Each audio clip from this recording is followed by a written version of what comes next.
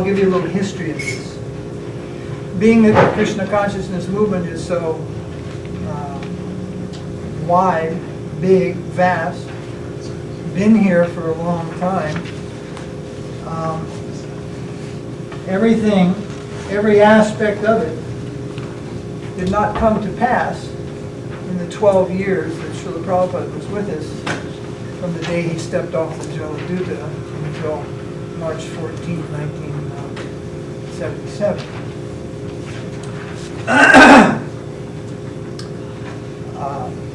In that regards, many things. Deity worship, what you know as deity worship today, with Archana Paddhati, was only a distant conception in the time of Srila Prabhupada. It was just under development, the book Archana Paddhati, which was later developed. This sound doesn't go off, Marge, does it? I turned it off. This thing's buzzing like a... Many things. There was no Govardhan Shiva in any temple in the world. Anywhere. Only Govardhan Hill was worshipped with a big pile of hollow on Govardhan Puja Day. No one went to Vrindavan for Kartik until after the disappearance of Srila Prabhupada, which is also quite intricately connected to his disappearance. It's a subject of great contemplation. And so there were many things, and still many things have yet to manifest, which are a valuable part of the Krishna consciousness movement.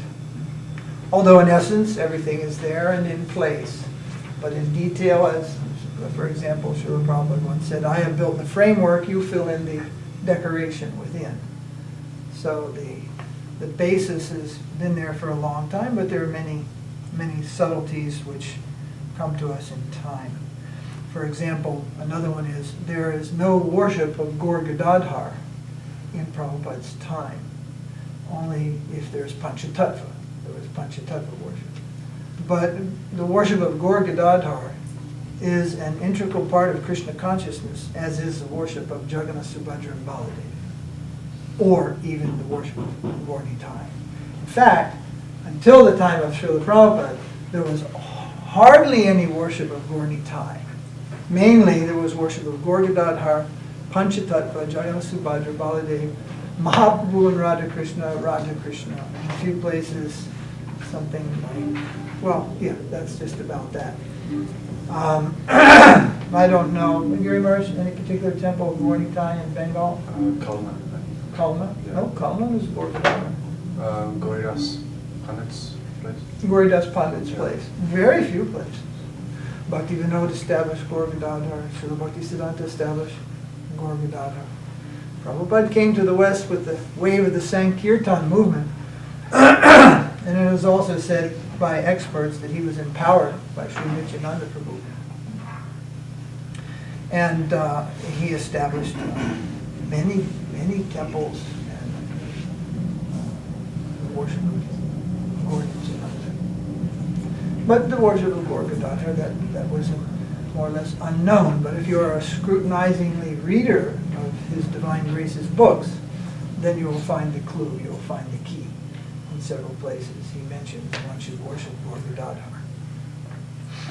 All right, so this is one similar incident. There was a song written by the disciples of Srila Bhaktisiddhanta, or should I say disciple, a particular disciple who was Srila B.R. Sridhar Maharaj. He wrote 11 prayers in glorification of Srila Bhaktisiddhanta a long time ago. During the living presence of Srila Bhaktisiddhanta. From then till now, these are the standard prayers in all branches of Gaudiya Math, where the worship of Srila Bhaktisiddhanta is conducted. In the beginning of ISKCON, Prabhupada told devotees way back in the time of 26nd Heaven that he wanted these prayers to be sung in all his temples. But from the beginning until the 1977, the movement moved forward with such veracity, such speed, with such vigor, that many things did not stick which were suggested in the beginning, like 64 rounds a day. When the movement first began, Prabhupada suggested everyone chant 64 rounds a day. That was the standard. But that did not stick. It reduced to 32 rounds a day, and then it reduced to 16 rounds a day, which he drew as the bare minimum, 16 rounds a day as a standard for people living within the temple. There were things of this nature. So this particular song, which is called the Sri Sri Prabhupada Padmastavaka, this actually did not stick. It didn't stick, and it never became popular. Later on, people like Achyutananda Swami in our movement in those days, who popularized most of the bhajans that we sing in temples today. Of course, he sang that, and at times different devotees from India would also learn this song. So we have learned this song. I mean, we sing it frequently at our gatherings. And so we'll sing that this evening. You'll have some acquaintance with that. Then, that's followed by another song, a few pages over in the book, but it's not on the sheet. It's called the Prabhupada Lila Smarta Mangala Stotram. This song is 24 verses long, and this song is written, composed by our community, and this song is all about Srila Prabhupada, our Srila Prabhupada. So that's some of the background information, if this is your first time to acquaint yourself with this song. It's very, very sweet, very, very nice. When I first, and it was actually the first year which book distribution got its legs, so to say, here in America, book distribution of Srila Prabhupada's books. I was in Denver, and in the back of our very big Sankirtan truck, we had two life-size photos, one of Srila Bhaktisiddhanta and one of Srila Prabhupada. Hello?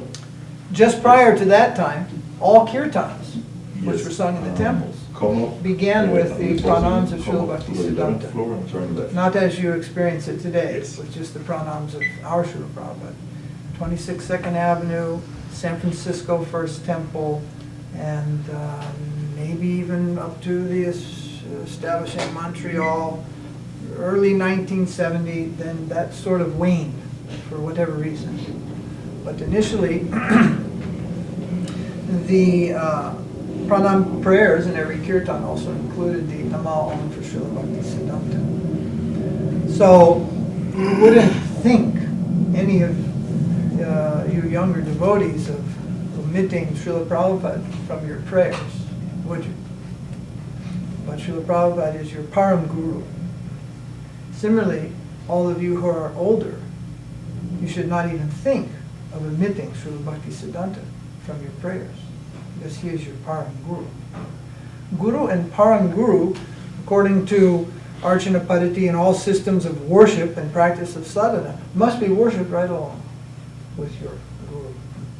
If you have the great fortune to visit Krishna Balaram temple in Vrindavan, you'll see there is the deity of Prabhupada, there is the deity of Srila Bhaktisiddhanta Saraswati Thakur Prabhupada. So, I'm not saying that anybody's at fault, I'm just pointing that out in the course of a lecture and a lesson. That we should not forget our Param Guru.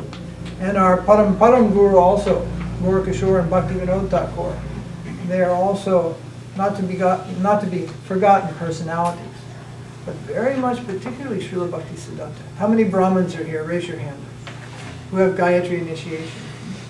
Your Ayin Gurave Namaha, Ayin Gurudevaya Vidmehe. This mantra created by Srila Bhaktisiddhanta. It is made by him. Prior to that time, it is a different mantra completely. It is mentioned in our Gayatri book. Who are sannyasis here? Raise your hand. He has created our dress, vesh, dandra, mantra, names, everything. Who has ever witnessed or taken part in a diorama exhibit, an art exhibit in Krishna consciousness? It is started by him, started by him, started by him. Have you been on the radio or radio broadcast? It is started by him. Printing of books, started by him. All these things. He formed the very mission that Srila Prabhupada brought forth. I think I mentioned this in our last meeting here in Boston a few months ago. Our world headquarters is Mayapur. Actually, the Western Krishna consciousness movement, our world headquarters is Mayapur. Actually, whether you're Gaudiya Math or whoever you are, your world headquarters is Mayapur. Yogapith is the center, is the Yogapith, is the center of our Krishna consciousness movement. It is from where all the Shakti, the energy, emanates to progress Krishna consciousness in the world. It emanates from a single place. That Mayapur, Sri Mayapur Dham Yogapith, and that area. Well, in Srila Prabhupada's temple, Chaitanya Chandradoya Mandir, as you approach the front gate, the emblem of Gaudiya Math, of Srila Bhaktisiddhanta's movement, is on both sides of the gate. The same logo on both sides of the major gate. But usually the bus arrives very quickly, and you jump from the bus and enter the gate and don't pay any attention to what's on the gate. And when you come out, you're quick to get a rickshaw and shoot off to Navadvip, and you don't pay attention. And I know people who have been in and out of that gate for 25 years and have never noticed what's painted on the gate. And it gets repainted every 3 or 4 years. And it was put there on the express order of Srila Prabhupada, our Srila Prabhupada. And that logo is as to say, make no mistake about it, my mission is the mission of Srila Bhaktisiddhanta Saraswati Thakur. We are the Gaudiya Math. We are the Gaudiya Math. If we are not Gaudiya Math, you are not a follower of Chaitanya Mahaprabhu. It's as simple as that. Gaudiya Math is the parampara that we belong to. You may have a corporation in any given country or any given state or city or whatever. It may bear the name of ISKCON, or it may even have such an obscure name as Nature's Guardian, and seemingly have no spiritual connection. But if you are the wearer of the sacred thread, the Tulsi beads here on the neck, if you are the chanter of, you are the reader of Chaitanya Charitamrita, you are the follower of the Bhagavad Dharma, you are Gaudiya Math. That is the Sampradaya. That is the Sampradaya. So, and it's very interesting. We've been doing some research about that logo of Srila Bhaktisiddhanta. The substance of it begins from Brahma Samhita. And the logo itself is the floor plan for the temple. It's Chaitanya Mission. Chaitanya Math. There's Yogapith, and just next to it is another establishment of Srila Bhaktisiddhanta, which is a very important place. And that logo, when taken downwards and looked upon, is actually the floor plan of the temple, and it is drawn according to the descriptions in Brahma Samhita of the hexagonal figure, which is the Lord's abode, which is surrounded by lotus-like petals, and this description actually forms the logo, and then more is added to it. It's the foundation of the logo. The logo, some years ago there was a debate amongst many devotees, probably still goes on, between Vaidhi Bhakti and Raganuga Bhakti. Well, on the gate at Mayapur is the logo of Srila Bhaktisiddhanta, and one half of it says Raganuga, the other half of it says Vaidhi. It is divided into two parts. And further discussion, debate went on in certain quarters, and there was a certain breed that was against a book distribution. This, of course, belonging to Vaidhi, Yuga Dharma, lower application. But if you look at this logo, Srila Bhaktisiddhanta, book publication is in the section of Raganuga. Publishing books, he uses a printing press as the emblem. The Pancharatric literature is in the side of Vaidhi Bhakti. The Srimad Bhagavatam is in the side of Raganuga. Worshipping the deity in awe and reverence is in the side of Vaidhi Bhakti. Worshipping Radha and Krishna under a Kalpa Vriksha tree means Vrindavan in spontaneous love. This is Raganuga. And the articles of Archana, that's the parallel. Archana, the Deepam, the ghee lamp, is in Vaidhi Bhakti, and the parallel to it is the printing press in Raganuga. So, so much for the debate, was Prabhupada's movement of Vaidhi Bhakti or Raganuga Bhakti. It includes both. It's simply a matter of your status and advancement in Krishna consciousness. But we all begin with the Vaidhi. We begin in Vaidhi Bhakti with a goal to come to the stage of spontaneity, Raganuga.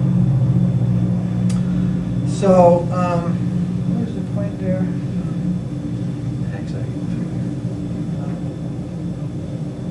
Anyway, that goes on another story. Yes, our Param Guru Srila Bhaktisiddhanta. And the reason I say like this, because it's a fact. In most places, he stands as a forgotten soul. Only his picture marks the spot. But there's much more to the man than just the picture to mark his place on the altar. It's far more than that. The mantras you chant have come from the spiritual world through him to you. There's a huge debate in Bengal where he got all these mantras. He is challenged. Simply he made them up, a concoction, a mortal concoction. And we say, no. He brought them down from the spiritual world, just like Bhagirathi brought down the Ganga to the world. You don't doubt the potency of Ganga? Ganga was flowing only in the heavenly planets, far, far above, originally in the spiritual world. Bhagirathi brought it down. Such is the power of the great devotees. They can bring down from the spiritual world. They don't necessarily have to receive, quote unquote, in the parampara. They may bring down at any time. In the parampara that exists, there is no Madhurya Rasa in any four of the sampradayas. Madhavendra Puri, he just brings it down. And it appears in the Madhva Sampradaya, Sringar Ras. Otherwise, it doesn't exist anywhere. In some gray scale, it's found in some writings here and there, and it's very, very, very sketchy. But he brought it down as a packaged product, and he expressed his feelings in Madhurya Ras, and particularly Vipralambha. Separation is pronounced in Madhavendra Puri. It was not available anywhere. So, everything doesn't come to everyone through the parampara. Some members of the parampara appear in the parampara for the purpose of bringing something down from that divine world. Srila Bhaktisiddhanta was one such grand personality. What is the Upanishad that says at Purushottam Kshetra? Padma Purana says that at Purushottam Kshetra, a personality will be born who will amalgamate all the sampradayas in this Kali Yuga. He will amalgamate them. Now, it's amalgamated at this time. You may give a class at your temple and you may quote Madhvacharya. Or you may quote Kulashekar Alwar, one of the Alwars of Ramanuja. Or you may quote something from Nimbarka. This is possible if you're well-read. Many of these quotes are in our books. It's a little harder to find Nimbarka's quotes, but nonetheless they're Vishnu Swami and so many others. But you never find Ramanujas quoting the Madhvas and Madhvas quoting the Ramanujas because they're not amalgamated. They're distinct, but they're not at odds with each other. Madhvacharya says Ramanuja was a Rakshasa. A Rakshasa, a man-eater, his life. They're very much at odds with each other. And when you look, it says this is only the Gaudiyas, which are in harmony with the four Vaishnava Sampradayas, actually. And that was a contribution of Srila Bhaktisiddhanta.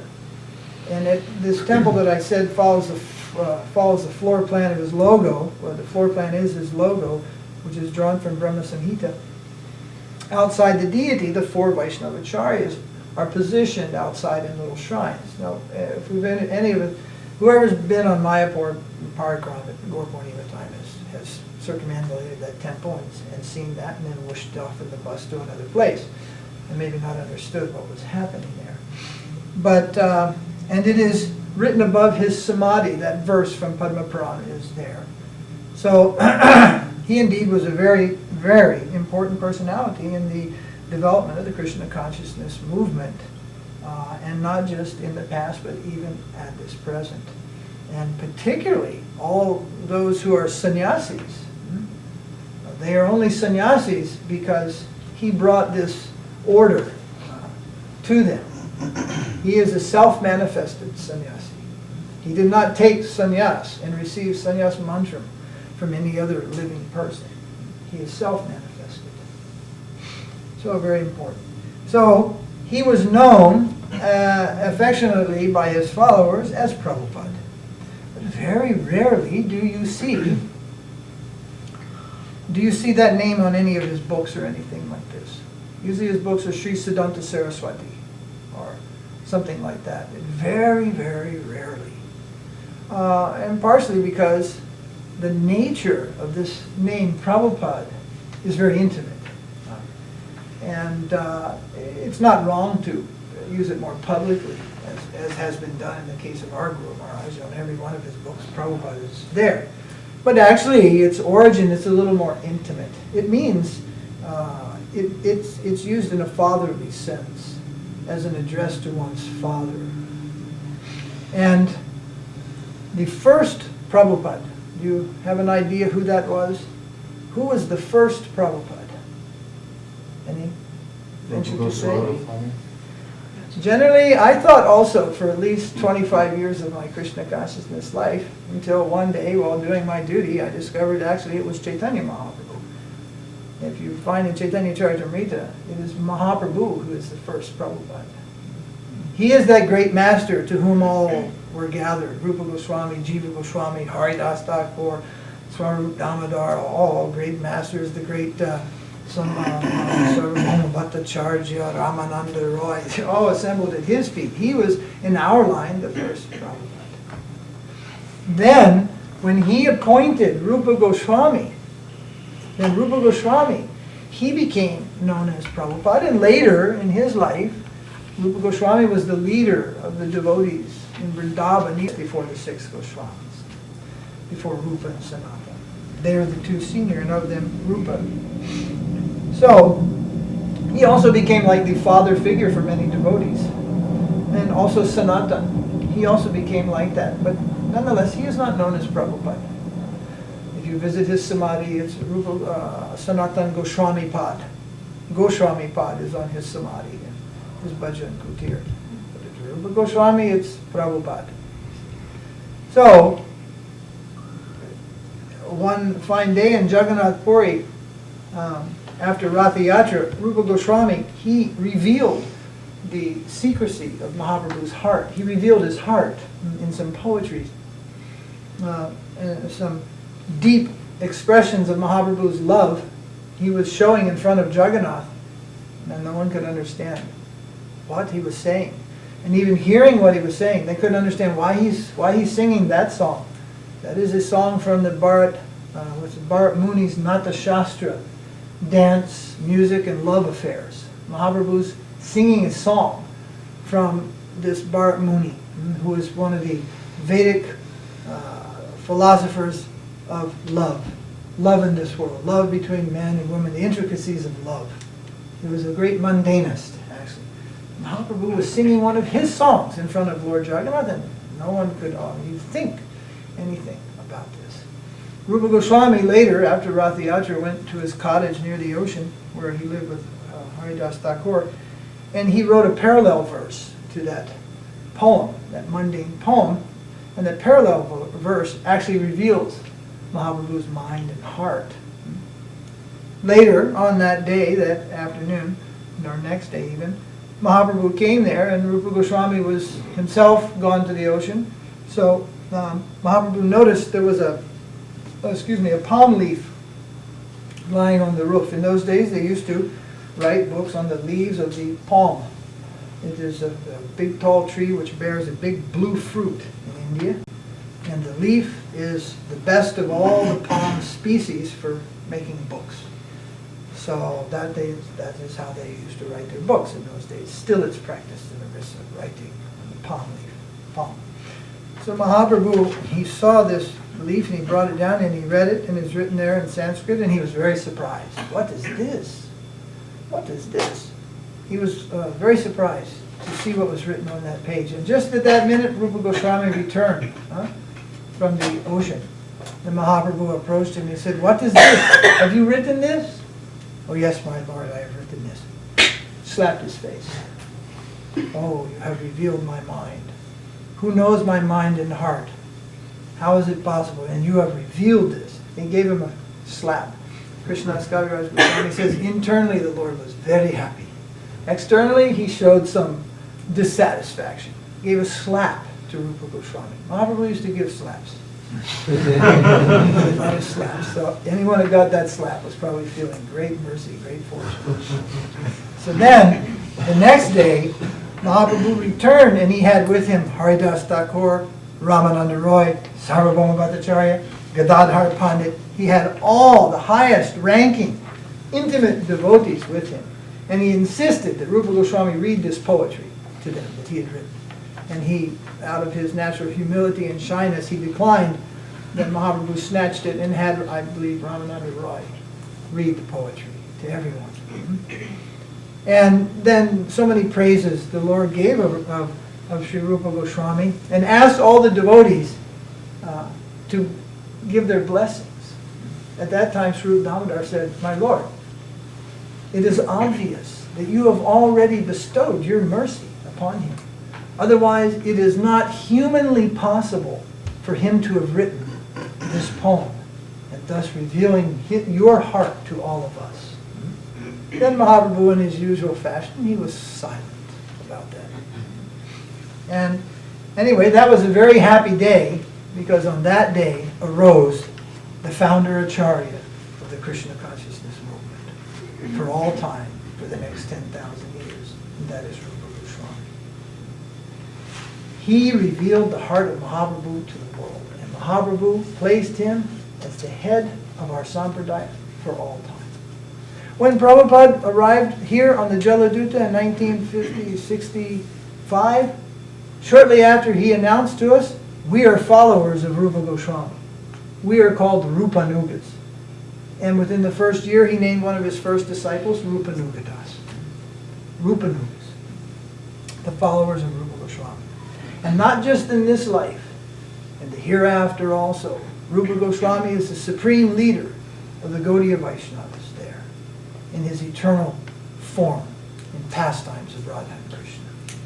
To join this mission, to join this ashram, and to accept the Maha Mantra, and to accept initiation in this line, means to put your name on the list of servitors under Sri Rupa Goswami in the spiritual world.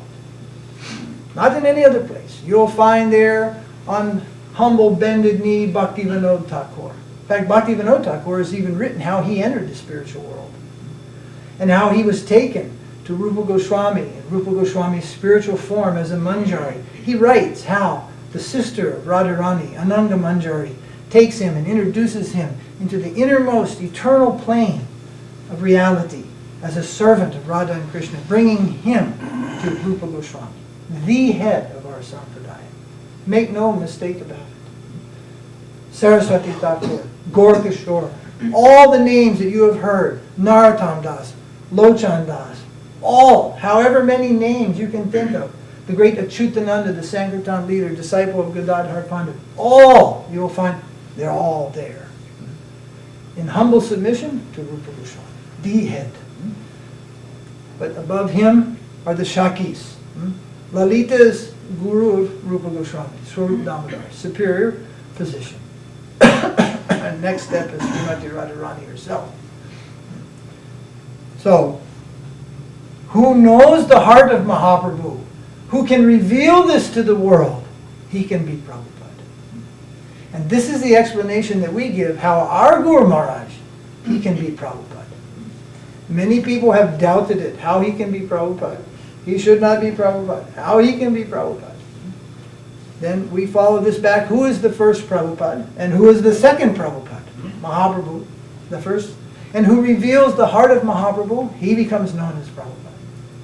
And later, Saraswati Thakur, when all was buried in a rubble of Sahajism and misconception and Jnani and Smarta and everything you can think of, buried in a rubble of all of that, he revealed all of that in his time to that part of the world where he existed in the Vaishnava world and gave precise clarity to what is Krishna consciousness, and he rose up, not a self-proclaimed, but a proclaimed by the honest saintly devotees as Prabhupada.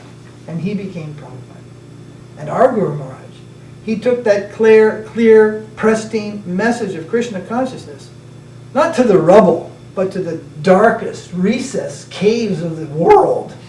He lit the light there to show us who is Mahaprabhu, who is Radha and Krishna, who is Nityananda Prabhu, who is Jagannath, all these things, who is the Panchatattva. He revealed them, knowing that the heart of Mahaprabhu is to save all the conditioned souls. If there is one soul who doesn't go back to Godhead, Mahaprabhu feels great distress. As you win, please come to 11th floor. Go left, okay? So, he is Prabhupada, who may reveal the heart of Mahaprabhu. And who are we? We are servants of Prabhupada. We should not be anxious to search for a big, big title, but we should be anxious to search for some humble service to the most revered class of Vaishnavas. And if we can actually serve them, and we can draw their pleasing glance, if we can please them, then our perfection is guaranteed. Nothing else, no other endeavor, no studies, no other practice, no other meditation, absolutely nothing else is required other than to please those high-class devotees. You don't have to contemplate Madhurya Ras, you don't have to think about Madhurya or Sakya Ras or anything about Ras. You only have to contemplate on how to please those great personalities. Your Guru, your Param Guru, your Param Guru. That's all that's required. Nothing else is required. I forget the year, but it's something like 1971 or 2.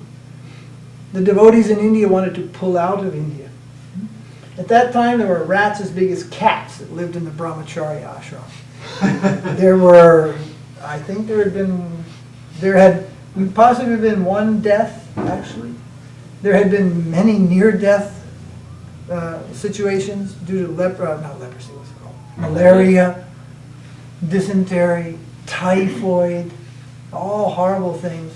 Devotees were very, very poor in India at that time. Poor was our trademark in the early 70s. A green sock, a blue sock. I only had one dhoti up till 1975. One dhoti. That's why I took sannyas. So I could rip it in half and have two. It was poor. Not like today. Not like today. CDs, Walkmans, everybody has something. It was dirt poor. In India, it was. Devotees used to get off the plane and come back from India, from Brooklyn Temple, and they would walk in and we would just like, with our mouths open, look at them. They had this brownish kind of color worn saffron. Their faces were all like this, all sunken in. There were no chubby brahmacharis. Very austere. At one point, everybody wanted to pull out. There's no milk in any ashram. We didn't see milk in ashrams in India until after Srila Prabhupada's time. There was no milk.